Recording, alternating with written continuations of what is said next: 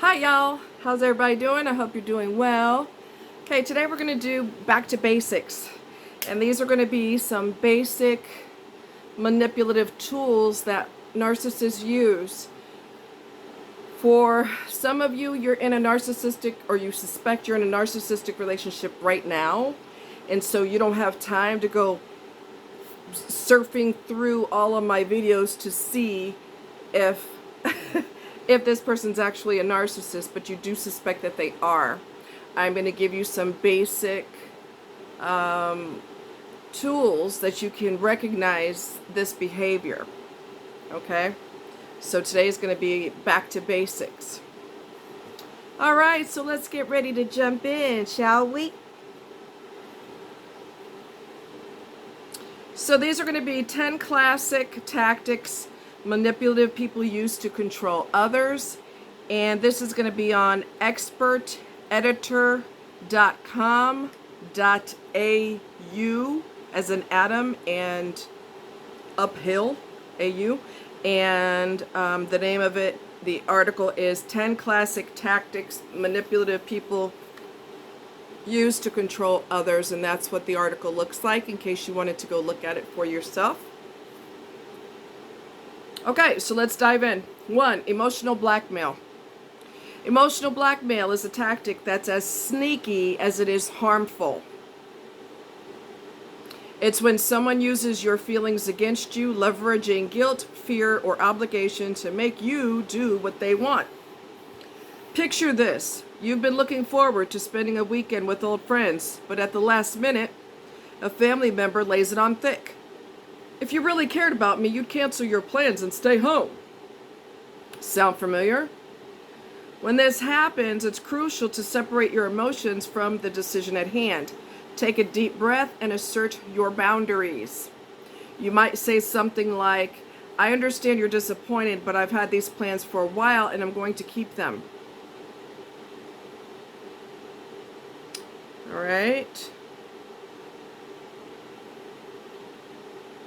By recognizing emotional blackmail for what it is, you're taking a vital step toward reclaiming your personal power. Gaslighting, we talk about that a lot. Gaslighting is another tactic manipulators love, and it's even more insidious because it aims to make you question your own reality. Imagine you confront someone with a promise they broke and they deny it ever happened. They might say, you're remembering it wrong. Or even suggest you're being overly emotional. The goal here is to make you doubt yourself so that they can maintain control. So what can you do when faced with gaslighting? The first step is to trust your own perceptions. Keep a record of important events, conversations, or anything that can serve as an objective reminder of what truly occurred. Next, consult someone you trust. External validation can provide the reassurance you need when your reality is being questioned. Another thing that people have said is when they're gaslighting somebody, they'll say, you're too sensitive. That's what's wrong with you. You're too sensitive. Meanwhile, they were extremely out of line. But you're the bad guy and you're taking it too personal. And we're not having that. And no. Playing the victim. Playing the victim is a tactic that can really tug at your heartstrings. This is when someone portrays themselves as the innocent party in any situation to garner sympathy or evade responsibility. We talked about that too. Why are you yelling at me? Why are you using that language with me? Goo goo gaga. Get out of here. Take your babyish ass somewhere else. That was played with me. Can you tell? I can't handle that. For example, you might ask a coworker to complete their portion of a project and they respond by saying how overwhelmed they are, turning it around as if you're the one being unreasonable for asking. When you encounter this, it's important to focus on facts and actions rather than getting caught up in their emotional narrative. The silent treatment. Oh, yes. The silent treatment is a classic move in the manipulator's playbook. This involves someone deliberately ignoring you or refusing to communicate to gain the upper hand. They're trying to gain the upper hand. He got dumped when he pulled that shit with me. It can happen after a disagreement where instead of talking it out, the other person goes radio silent, making you anxious and willing to concede just to restore communication. I'm not coming after you. You want to act like a stubborn little child. Your parents taught you to be a grown-up child. So you act like a child and you suck your thumb and you go goo goo gaga and I'm not your friend and I'm not talking to you. Meh. Well, that's good because I don't get involved with babies. So we're done. I got time for that dumb shit. I'm not talking to you and the individual that pulled that with me was wanting a week, so he was overconfident about his skills to pull women or men. Now he's dating women because his parents are still alive, so he can't really date men until his parents die. But you might as well, because I already told them that you're queer. So anyway, and I don't have a problem with that. I have a problem with when you hide it. Anyway, yeah, he tried to pull that shit with me because he thought he was going to try during that week. Like I said, he was overconfident about his ability to pull somebody else.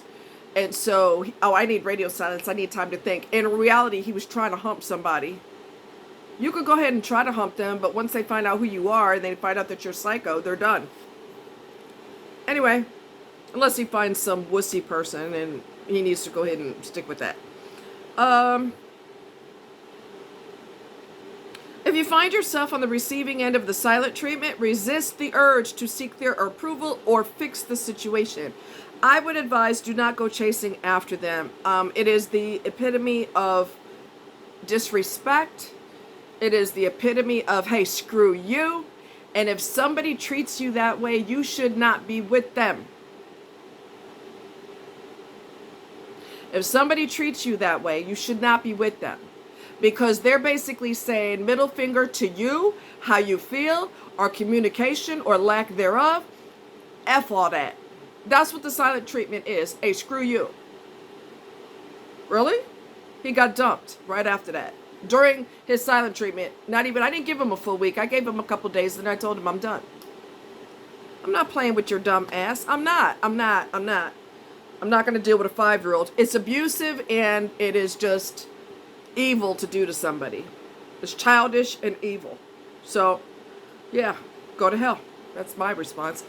Over-exaggeration. It's another tactic that they use. They may magnify an issue or dramatize a situation to make it seem worse than it is, all in an attempt to elicit a strong emotional response from you.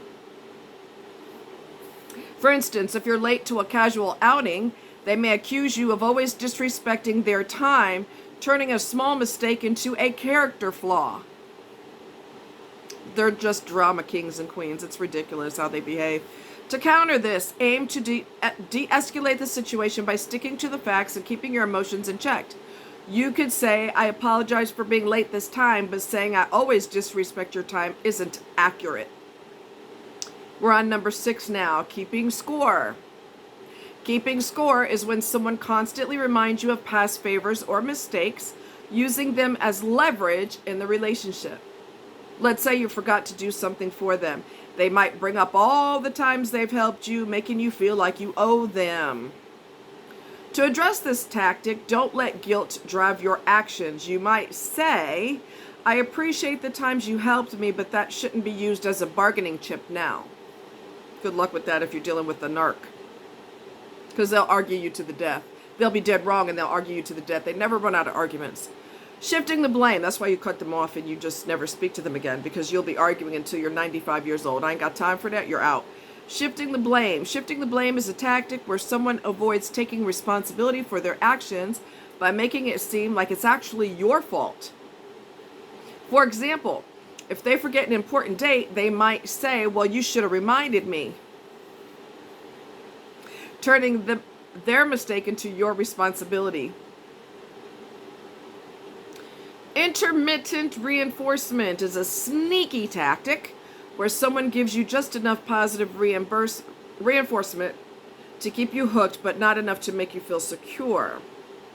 One day they may shower you with love and attention, and the next they're distant or critical. This inconsistency keeps you on your toes, always craving their approval.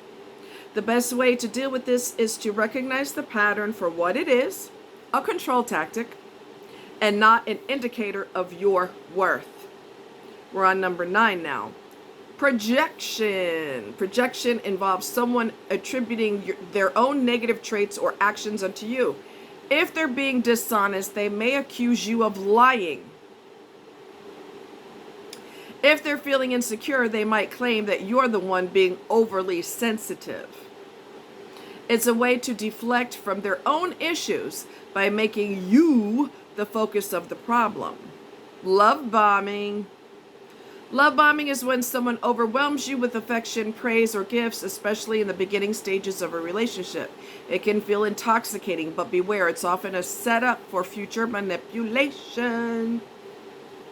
Once they feel they've secured your emotional investment, they may start pulling back, becoming demanding or controlling. The way to respond is to keep your feet firmly on the ground. Enjoy the positive attention, but remember that true love is consistent and not overly extravagant, especially at the start. Navigating the minefield. So those are the 10 classic tactics that manipulative people use to control others. Each one is a red flag, a signal that you need to tread carefully and consider your next steps. But the good news is, once you're aware of these tactics, you're better equipped to protect yourself and reclaim your emotional freedom. Remember, manipulators thrive on confusion and vulnerability. By understanding their strategies, you can diffuse their power and take back control of your own life. Keep your emotional well-being at the forefront because you deserve relationships that uplift you, not ones that bring you down. Okay? You need relationships that uplift you. They do not bring you down. All right? Remember I told you that healthy people will not be drama-filled. Healthy people will not have a craving for arguments. Every time you turn around, there's another goddamn argument. Healthy people don't do that. They don't do that. And like I said before, they're too busy having a good time with their life to even try to ruin other people. So anybody who's petty, argumentative, silly, everything is a volcanic eruption of a fight, or they basically, I want you to picture somebody taking a magnifying glass, okay? And this represents you, all right? So they take the magnifying glass when they're in the mood to start some drama. They take the magnifier and they go like this. And they're examining you frontwards, backwards. You know, I'm gonna keep searching with this magnifying glass until I find a flaw. Once I find a flaw, I'm gonna run across the football field with that because I need the drama. We're getting along too well, and I don't like that. It makes me uncomfortable. I can't handle intimacy, and I can't handle closeness with anybody. So I gotta find a flaw. Why do you do this? You do this every single time, which is not true. Nobody does something every single time except for narcissists. That's another thing they do. They start searching for flaws, searching for problems, searching for arguments, just searching. And like, get a life. Go to therapy and get some medication and you'll be all better, okay? I want to throw this little bonus thing in there too. Narcissists will mirror you. Oh, you went to that college? I went there. Oh, you played football? I played football. Oh, or whatever I'm just throwing these out there. You did such and such? I did that. That's your favorite movie? That's my favorite movie too. Oh my God. Nobody has that many, things in common with someone else. Chances are they're doing what's called mirroring. And that is to create a false sense of closeness. I want you to feel close to me. I want to feel connected to you. So everything you like, I like. Your favorite food is my favorite food. Your favorite movie is my favorite movie.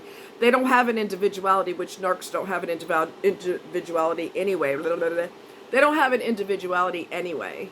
So they take bits and pieces from everyone they know and they bring that into themselves to try to puzzle piece an identity because they don't have an identity otherwise. So mirroring, watch, be careful of that. Keep an eye out for that. There may be a few things that you have in common, but not everything. Okay. Oh, that's your dream? That's my dream too, you know. Be very leery of that. What's the other one? Mirroring. Yeah, that's a big one. That's a big one. Be careful. Be careful. If it's too good to be true, it might be too good to be true. So watch your back. Yeah, be really careful. Sometimes I forget to say things in the video, so I will put them in the description of the video. And so if there's something I forgot to say, a lot of times I will put that in the description. So if you read what's in the description, you will see what I meant to add but didn't. Let me think here. Yeah, mirroring. There was something else, and I can't think of it. But anyway, so those are some good things to pay close attention to. And you know, our goal should be peace.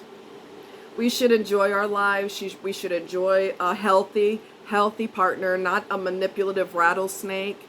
Someone who just loves flaws and drama. Look, we ain't nobody got time for all that. Okay, don't be afraid to get rid of somebody. Don't be afraid to get rid of them. They need to know that they are on probation from the minute we meet. Because if you act stupid, you're out. I'm just telling you. Don't act stupid or you're out. People don't have time for that dumbness. We just don't. Life is supposed to be enjoyed. So if someone's bringing you drama, unnecessary arguments, over-analyzing you, putting you under a microscope, searching for flaws and searching for problems so that they could go, yay, I found some. Get rid of them. You ain't got time for that. And don't sit here and argue with them about it. When you get tired, and you should get tired relatively quickly before you catch feelings for them, cut them loose. If somebody knows they're on probation from day one, and they don't sense that you're desperate, they're either going to lose interest or they're going to work harder at trying to manipulate you harder. And once you detect and you can sense in your body that something's not right, don't be afraid to get rid of them. Because they count on you getting hooked into them to where you can't get rid of them without bawling your eyes out. We ain't even going to get to that point. We're not going to get to that point. So, that's that. All right, much love. You guys take care. And, why is a bird trying to get in here? What's his malfunction? You lost your mind up in here. This is not a bed and breakfast for wildlife. I got to tell you this quick story. I used to live somewhere where they didn't insulate since the house was built in the 1800s. Okay, and when I moved out, my landlord he lowered the ceiling to try to make the heat better, and I don't know if he added insulation, but my God, it hadn't had insulation since Jesus was little, okay? And so there's holes everywhere. Well, when you have holes everywhere, this is when I moved out, I noticed all of this. I could never keep it warm in there. Well, yeah, because it's Swiss cheese, like the insulation was Swiss cheese. So I had birds in there, I've had squirrels in there, I had to trap a squirrel and get his butt out of there. And he had the nerve to pounce at me. Like he was in the trap. Me and my best friend got rid of him. Put him in the trap. Then we relocated his ass. But he had the nerve to jump at me and I said, don't. And he jumped back like, oh. I'm like, you have been causing me all kinds of hell. When my stereo's on, I can still hear you in the ceiling. Don't you dare. And he chilled out. There was another bird in there. I mean, it was like a bed and breakfast for wildlife. Right, because y'all never bothered to insulate. So my electric bill was ridiculous. Okay. Oh my God. Wow. Oh, it was a mess. And then one time when there was a bird in there, he was actually in my kitchen. And I said, "Go to the door, go to the door." And he was in my kitchen on the counter. And he looked at me like this. I said, "The door, go to the door, go out, out, out." You know, I'm trying to communicate with this bird. Get your butt out of my house. Eventually I got him out, but yeah, it's not a bed and breakfast for animals, and it's not a bed and breakfast for narcissists either. You're not welcome either. All right, if you have any questions, let me know. You guys take care. Talk to you later.